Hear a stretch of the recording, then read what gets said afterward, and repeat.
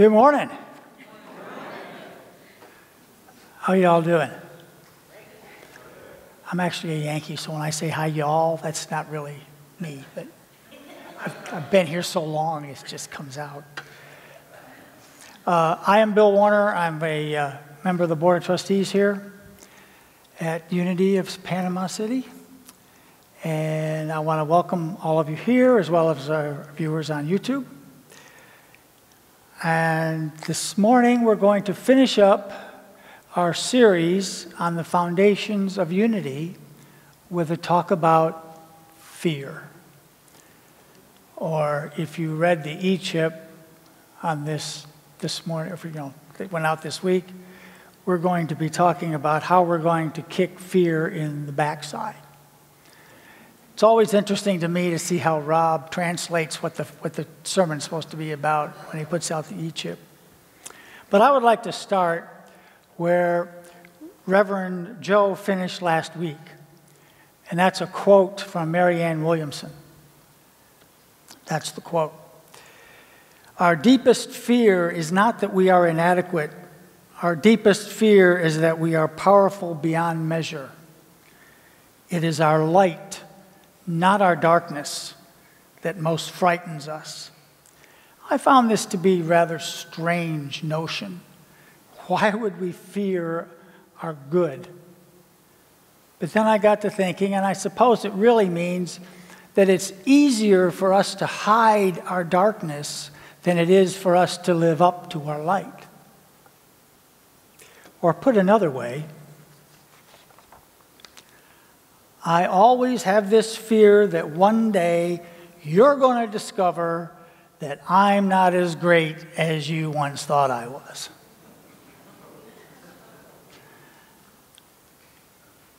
Is it possible that as human beings we are predisposed to fear? That to fear is our natural state? That security, happiness, and even love are not our natural states of being. I say this because as human beings, we tend to fall naturally into fear while at the same time constantly seeking security and happiness and love.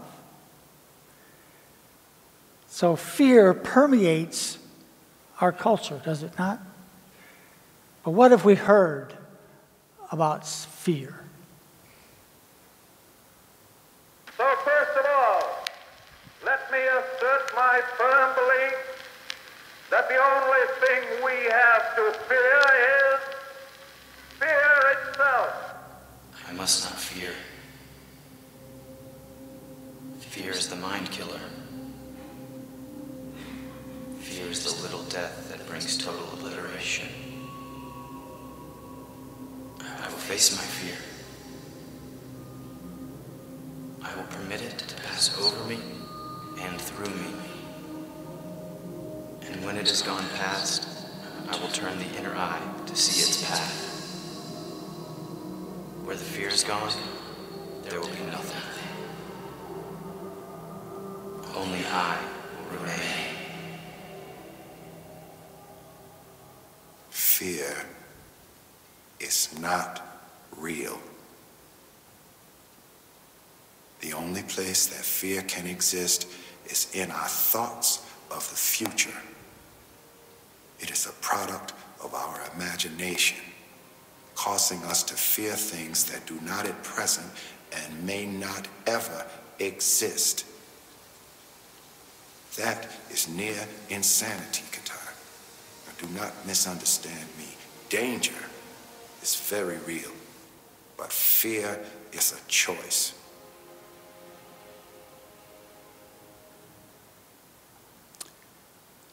We fear fear for itself. We fear fear as a mind killer. We fear fear even though fear is not real. These are 3 quotes, one from real life, 2 from the movies, which to some people is real life.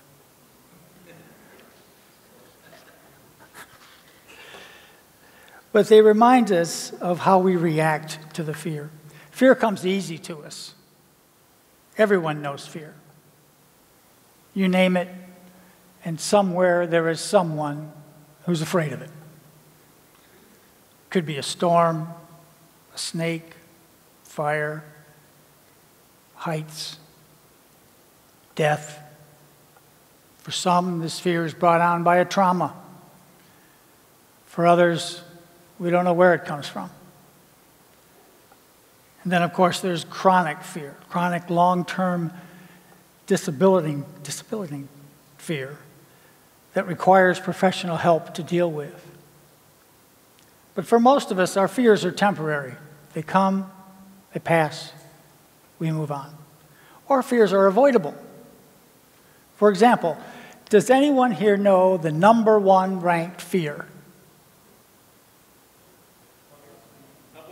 Public speaking. That's right. It's public speaking. So, would anyone like to come up here and take my place? No? No? How about if I pick someone at random? Whoa, do you feel that? Do you feel that rise in fear in this room? Okay, we won't do that. We won't do that. I'll stay up here. You stay down there. How's that? Okay, good deal. Now I've lost my place. Okay, so our human bodies are made to respond to fear.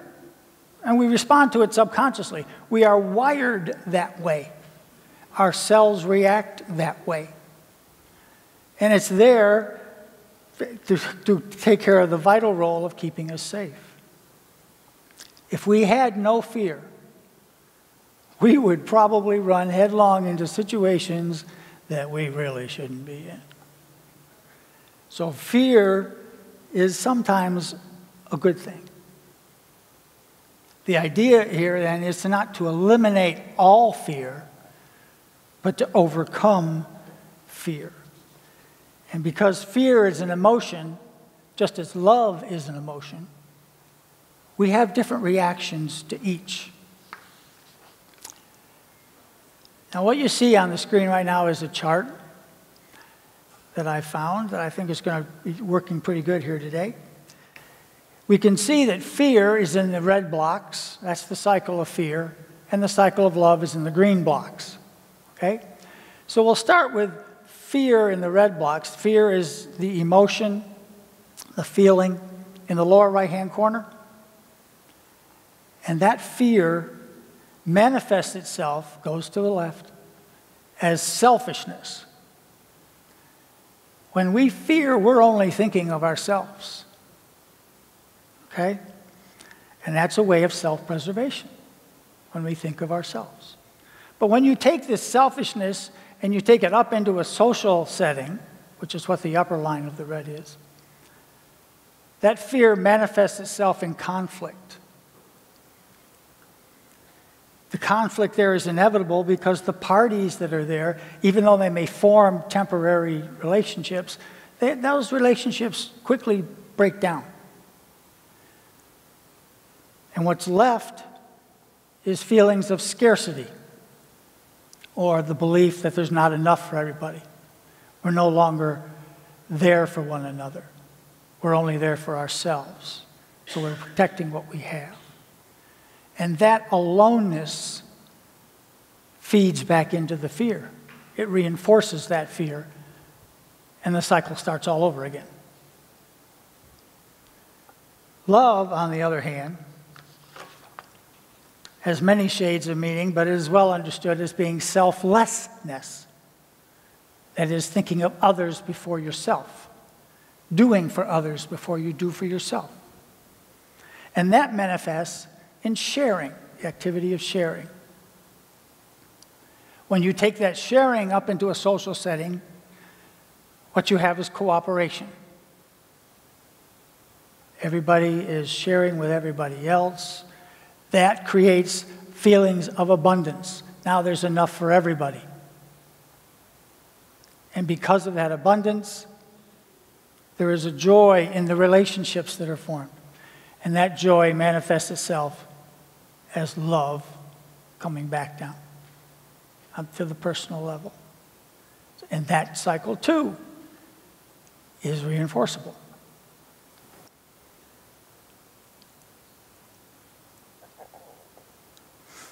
Now, if you may notice, too, that at no time do the lines that connect the fear cycle together ever intersect with the lines that connect the love cycle. The reason for that is quite simple. We as human beings cannot experience both emotions at the same time. It's an either or. Our body is made that way. Our brain is wired that way. Our cells are programmed to respond to one or the other. So as you can see, where there is fear, there is no love. Can't be. And when there is love, there is no fear. So love has eliminated fear. So there you got it. Sermon over. That's not all of it, is there? No, there's more to it than that. Because there's that, the fear is not real part. There's that, we have a choice part. So there's much more to it than that.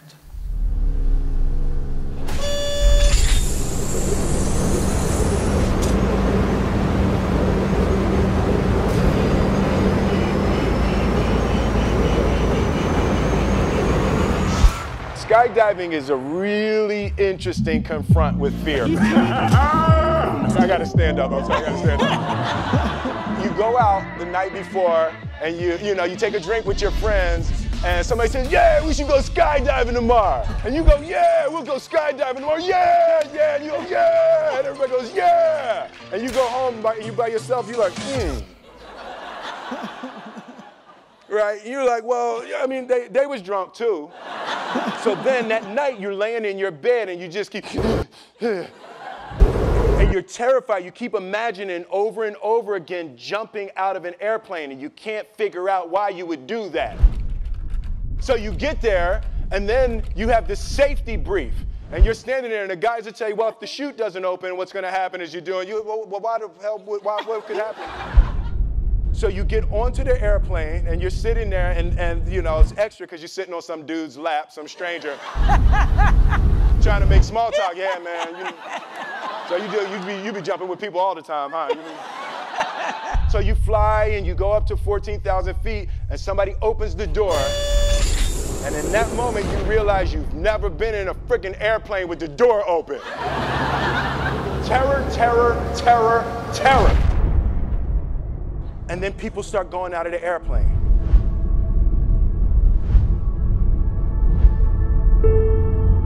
And the guy walks you up to the end of the thing, and you're standing and your toes are on the edge, and you're looking out down to death. They say, on 3. 1. 2, and he pushes you on 2 because people grab on 3. And you fall out of the airplane, and in 1 second, you realize that it's the most blissful experience of your life. You're flying. There's zero fear.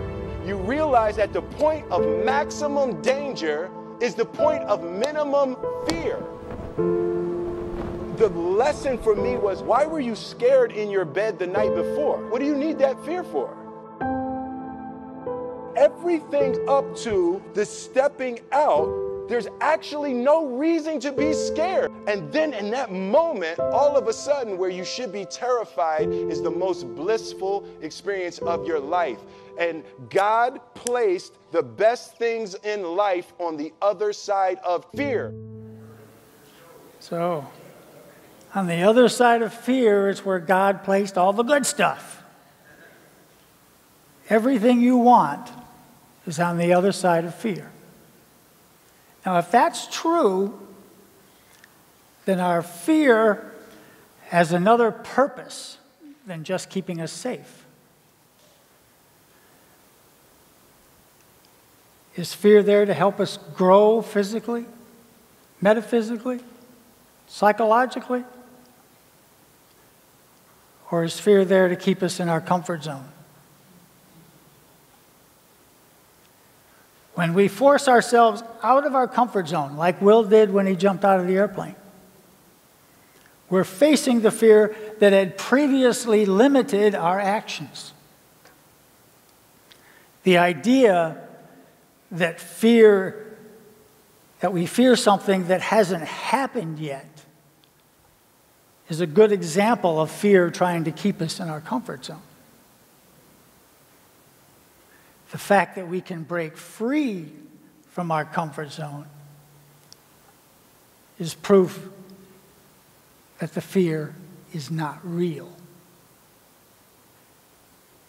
In that moment, we can see that our deepest, darkest fears are 100% made of thought. The fear is not real. And when I say the fear is not real, I mean that it exists, well, let's put it this way, it's not something that exists in our physical world. It exists only in the minds of people that choose to experience it. We have a choice, don't we? Do we? Do we have a choice? Let me ask a question. What do you know what you're going to be thinking in 60 seconds, in 30 seconds, 10 seconds? The exact thought that's going to be in your head in 10 seconds. Do you know what it is? No, of course not. Of course not. Because our thoughts are random. Our body doesn't work that way. So it seems to me that most of the time we don't choose our thoughts. We don't have a strict mental checklist that we have to go through on a daily basis in a specific order. We're not made that way. Our thoughts are random. We're not programmed machines. Anyone who's ever tried to meditate knows how annoying random thoughts can be.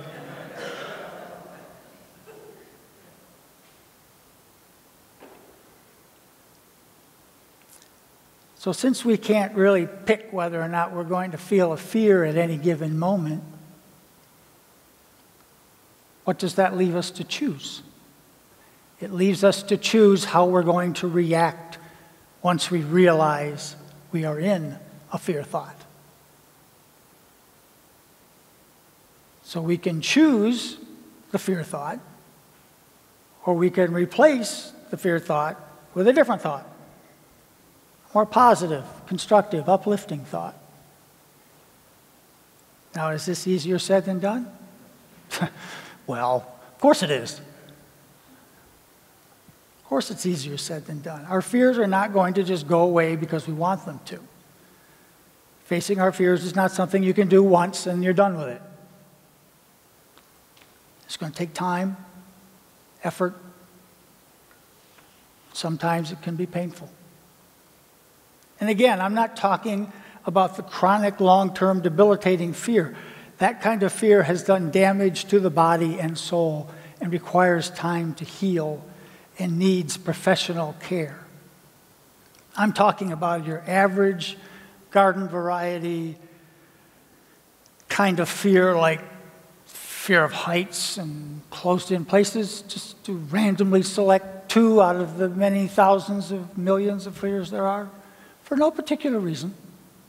I mean, those fears don't have any real significance in any way, shape, or form to me. But there are fears that keep us in our comfort zone.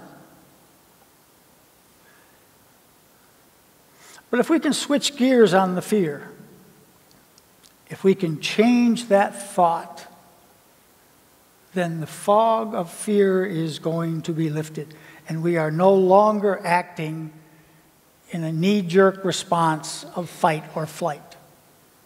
Our rational mind can take over, and we can recognize that thought is the only creator of our experience.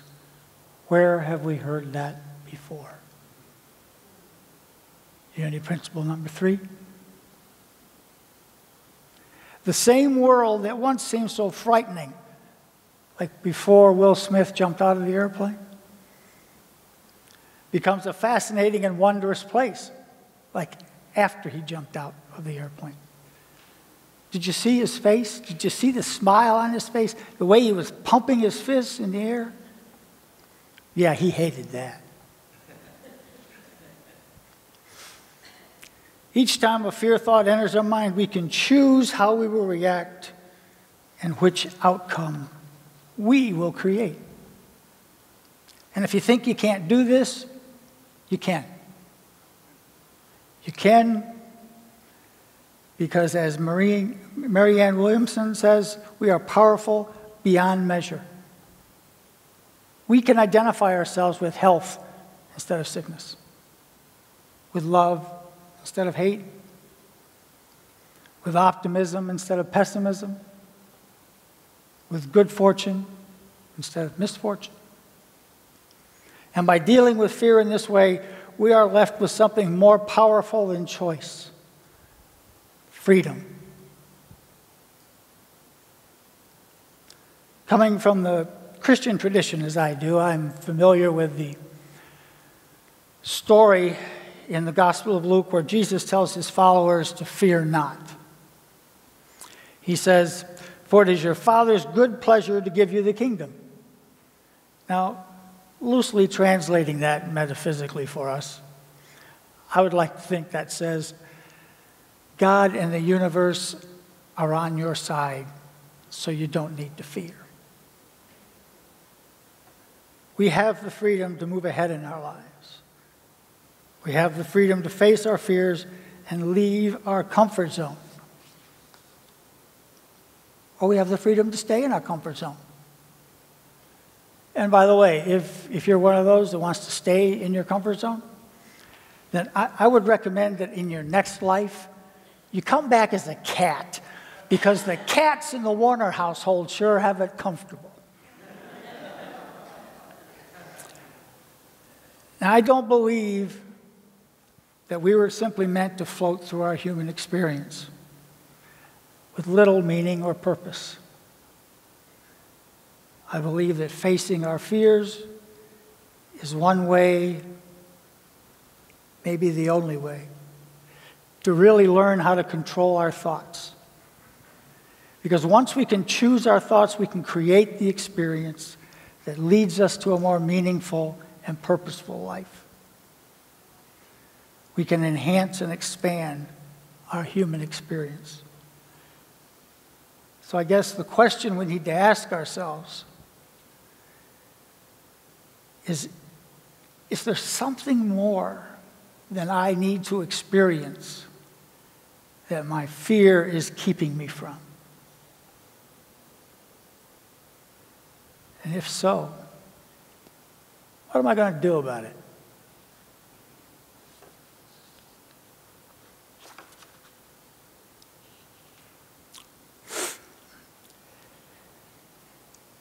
Before he passed away,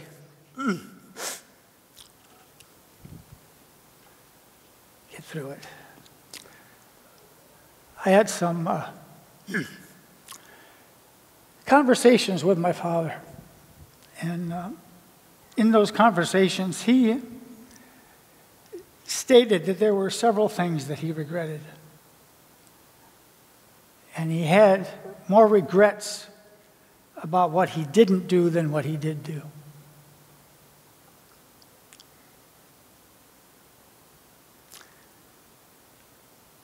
Can you imagine anything more disappointing than coming to the end of your life and thinking, what could I have become if if I hadn't let fear hold me back, if I hadn't hidden my talents, my gifts, if I hadn't done anything with my dreams.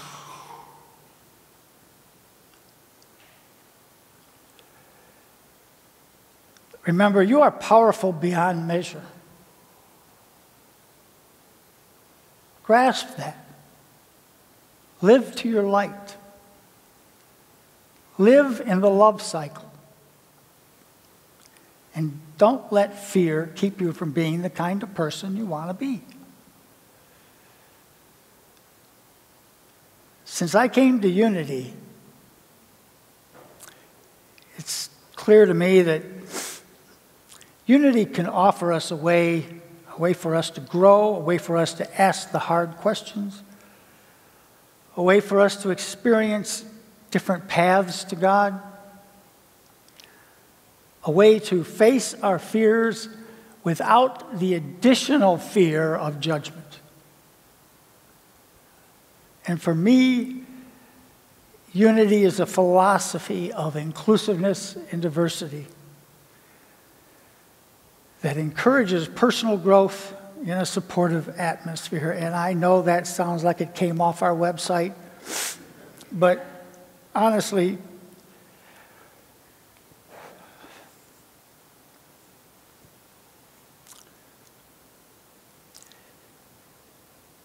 the opportunities that I have been afforded since coming here have quite frankly just blown my mind.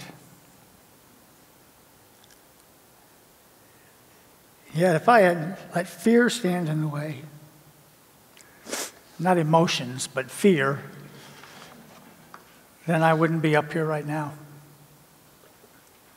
which may have been a good thing. My favorite author is Bishop John Shelby Spong. He's written a number of books, and in reading his books, they've really changed my way of thinking about God and about our purpose here. And Spong loves to come back in every one of his books to the main message of what Jesus taught when he was here, and that is that we are to live life abundantly, love wastefully, and be all that we can be. So, I'll conclude with my prayer for you this day is, may you face your fears and come out a better person for doing so. And may you find a life of abundance, love, and personal fulfillment on the other side of your fear. Thank you for your kind attention. Namaste.